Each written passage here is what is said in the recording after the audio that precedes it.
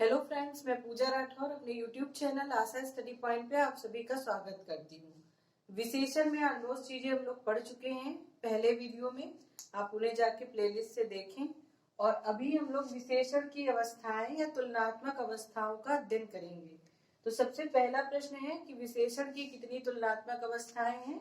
तो 3 अवस्थाएं होती हैं। सबसे पहली देखें, मूलावस्था। मूलावस्था में क्या है?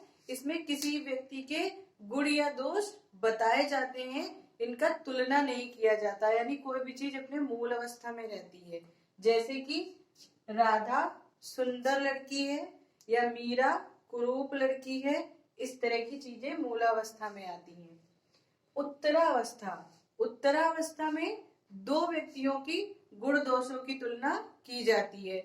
जैसे मोहन श्याम से चतुर है या राधा मीरा से अधिक बुद्धिमान है। ठीक है, इस तरह की चीजें जो हैं ये उत्तरावस्था में तुलना की जाती हैं। और उत्तमावस्था यानी कि किसी 2 लोगों में या कई लोगों में जिसको सर्वश्रेष्ठ बताया जाता है। जैसे हमारे कॉलेज का सबसे अच्छा लड़का रवि है या संदीप जो है वो निकृष्टतम बालक है। तो ये चाहे पॉजिटिव वर्ड्स हो या निगेटिव वर्ड्स हो, मतलब वो सही अच्छे वर्ड्स हैं या बुरे वर्ड्स हैं, सबके साथ इनको यूज किया जा सकता है। तो ये 3 हमारी विशेषण की तुलनात्मक अवस्थाएं होती हैं, जो कि तर लगाकर उत्तरावस्था और तम लगाकर उत्तमावस्था का वर्णन किया जाता है, निर्माण किया जाता है। जैसे देखें, कोमल शब्द से उत्तरावस्था क्या बनेगी? कोमलतर, और उत्तमावस्था कोमलतम। इसी तरह लघु से लघुतर और लघुतम। बृहद से बृहत्तर और बृहत्तम। निकृष्ट से निकृष्टतर और निकृष्टतम। महान से महानतर और महानतम। महानतम, ठीक है। तीव्रतर तीव्रतम, इसी तरह से आप और सबके भी रूप बना सकते हैं। इसमें आपसे पूछ ये सकता है कि अगर जैसे लिखा उसने निकृष्टतम जो है ये विशेषण की कौन सी अवस्था के अंतर्गत आता है ये शब्द? तो उत्तमावस्था के अंतर्गत आएगा। या उसने लिखा लघुतर, ठीक है, तो लघुतर शब्द जो है वो विशेषण की किस अवस्था के अंतर्गत आता है? तो उत्तरावस्था के अंतर्गत आएगा। या इसको वाक्य में प्रयोग कर दे कि जैसे अभी मैंने बोला संदीप जो है निकृष्टतम बालक है, तो निकृष्टतम पूछेगा रेखांकित करके कि दिए गए रेखांकित शब्द में कौन सी विशेषण की अवस्था का प्रयोग किया गया है। तो ये सारी चीजें आप लोग ध्यान रखिएगा। कुछ बिंदु देखते हैं विशेषण पे जो महत्वपूर्ण है।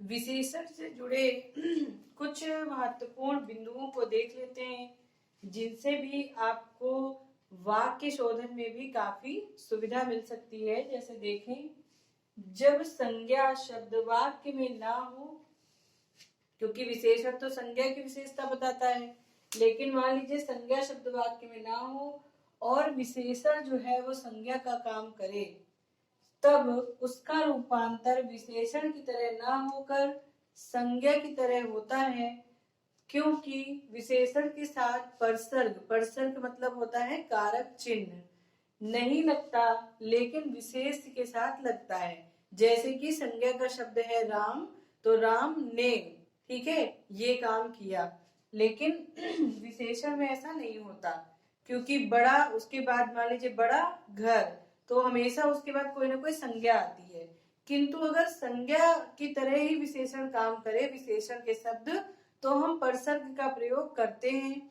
जैसे देखें, बड़ों की बात माननी चाहिए, जबकि बड़ा छोटा ये सब जो है हमारे विशेषण है, लेकिन यहाँ पर संज्ञा की तरह इसको प्रयोग किया गया है कि बड़ों की बात माननी चाहिए, तो यहाँ परसर्ग का प्रयोग किया गया है। वीरों ने देश के लिए जान दे दी, तो वीर और कायर, निडर, ये सब हमारे गुणवाचक विशेषण में आते हैं, लेकिन यहाँ पे इसको संज्ञा की तरह प्रयोग किया गया है और यहाँ परसर का प्रयोग किया गया है। अब ये पढ़ने का तात्पर्य क्या है?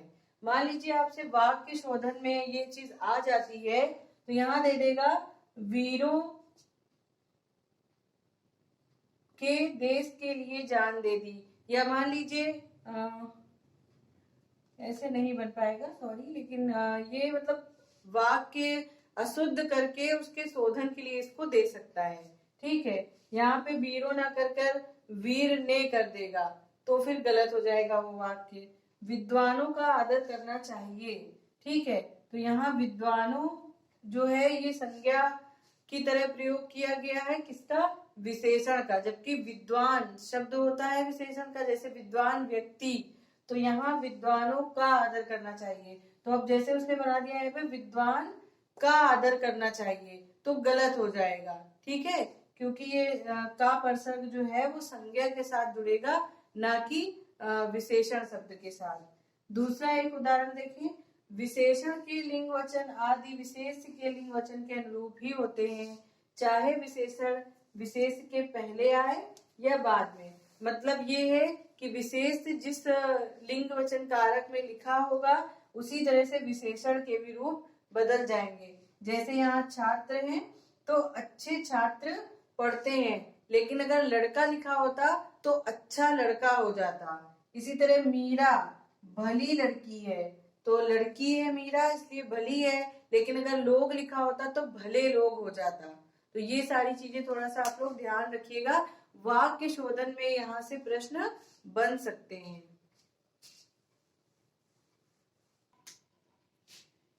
एक और पॉइंट देखते हैं, यदि एक ही विशेषण के अनेक विशेष हों, ये सब आपके वाक्य की दृष्टि से बहुत महत्वपूर्ण है, ध्यान रखिएगा। अनेक विशेष हों तो विशेषण के लिंग वचन पास वाले विशेष के लिंग वचन के अनुसार लिखे जाते हैं, ना कि उसके बाद वाले।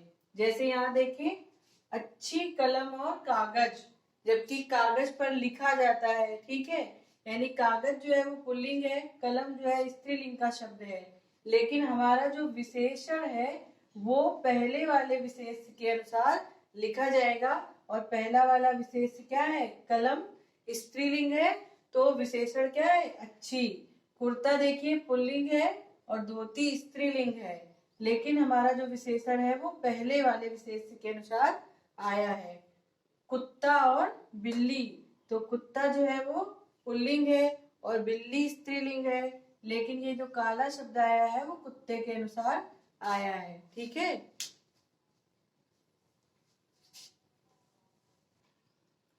देखिए विशेषण जो है वो विशेष से बनते हैं, यानी कि भाववाचक संज्ञा है जो वो विशेषण के शब्द ही होते हैं, तो ये संज्ञा के शब्दों से बनते हैं और इनमें प्रत्यय उपसर्ग इस तीन चीजों के लगाने से बनते हैं।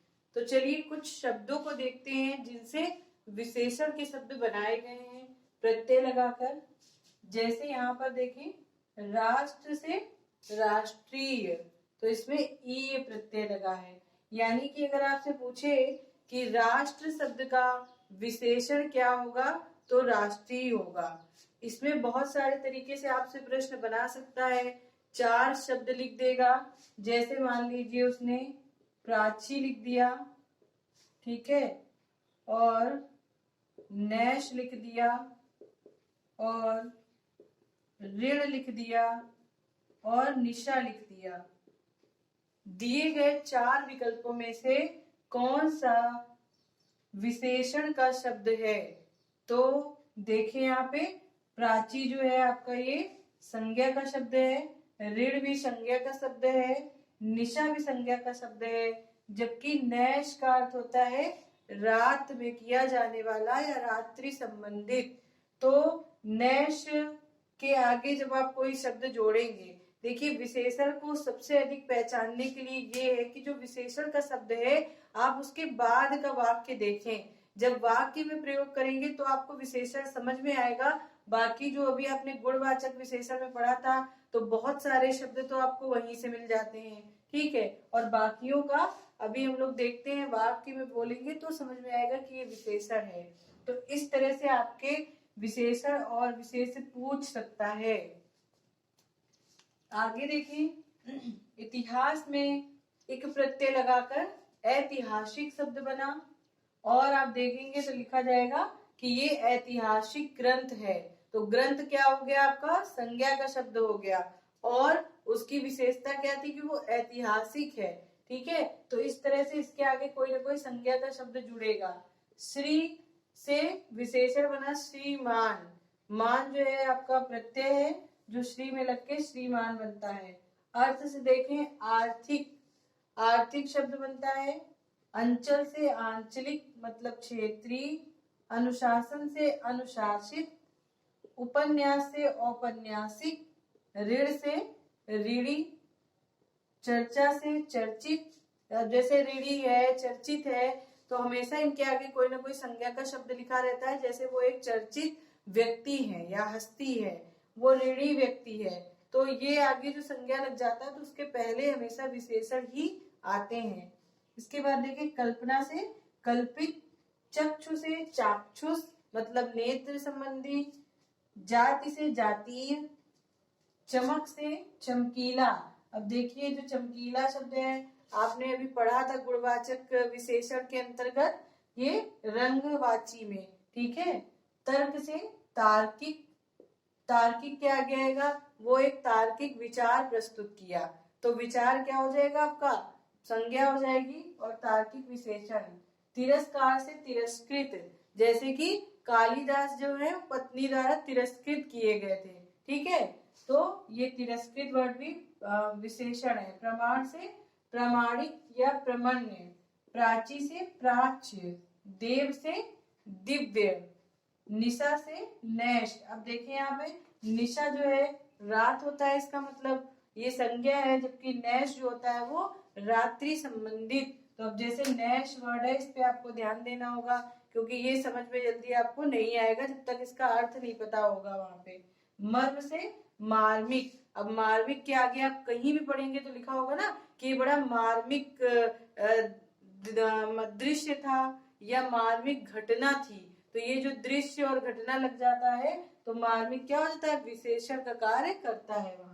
विवाह से वैवाहिक, अब वैवाहिक के बाद संबंध जरूर लिखा होगा। ठीक है, क्षुधा जो है क्षुधित, आराधना से आराध्य, इच्छा से ऐच्छिक या इच्छित, तो कहते नहीं है उसको ऐच्छिक या इच्छित वर मिल गया। ये ऋषि से आर्ष, आर्ष का मतलब होता है ऋषि से संबंधित या ऋषि की कृति या ऋषि के किए गए कार्य। तो आर्ष आपसे पेपर में पूछा जा चुका है एक बार कि ऋषि का विशेषण निम्न में से क्या बनेगा, तो बनेगा ऋषिणी, ऋषि या आर्ष या कुछ और। तो इस तरह से आपको बताना पड़ता है कि क्या बनेगा। गमन से गत, गत के आगे देखते हैं हमेशा लिखा होता है गत वर्ष ऐसा हुआ, तो वर्ष क्या होता है, संज्ञा होती है, उसके पहले गत मतलब पिछला, तो ये आपका क्या है, विशेषण है। राजनीति से राजनीतिक, अब राजनीतिक है तो लिखा होता है ना वो राजनीतिक क्रियाकलापों में व्यस्त है, तो क्रियाकलाप क्या हो गया आपके, संज्ञा हो गई। निर्माण से निर्मित, निर्मित भवन, ठीक है, निर्मित इमारत। अब हमेशा वाक्य में प्रयोग करिए, आपको विशेषण जल्दी समझ में आएगा। समास से सामासिक, सामासिक जब भी पढ़ेंगे तो देखे सुनते होंगे वहां पे आप सामासिक पद है, तो पद क्या हो गया आपका, संज्ञा हो गया। जागरण से जागृत या जागरूक, संस्कृति से सांस्कृतिक, सांस्कृतिक कार्यक्रम वहां संपन्न हुए, तो देखो आप सब वाक्य में प्रयोग करके समझ में आ जाएगा। स्त्री का विशेषण क्या बनेगा, स्त्रैण, स्त्रैण उस व्यक्ति को कहते हैं जो स्त्री के वशीभूत यानी स्त्रियों जैसे हाव भाव प्रकट करता है या वैसे कार्य करता है। साहित्य से साहित्यिक, हिंसा से हिंसक, कहते हैं उसने हिंसक प्रहार किया या वो हिंसक व्यक्ति है। और अवरोध से अवरुद्ध, तो ये कुछ शब्द और उनके विशेषण हैं। आप और भी ज्यादा शब्द और विशेषण को बुक से भी पढ़ सकते हैं और इनकी प्रैक्टिस भी करिए, क्योंकि ये पूछा भी जाता है। तो वीडियो आपको अच्छा लगे तो लाइक, सब्सक्राइब, शेयर जरूर करें, सहयोग करें। धन्यवाद।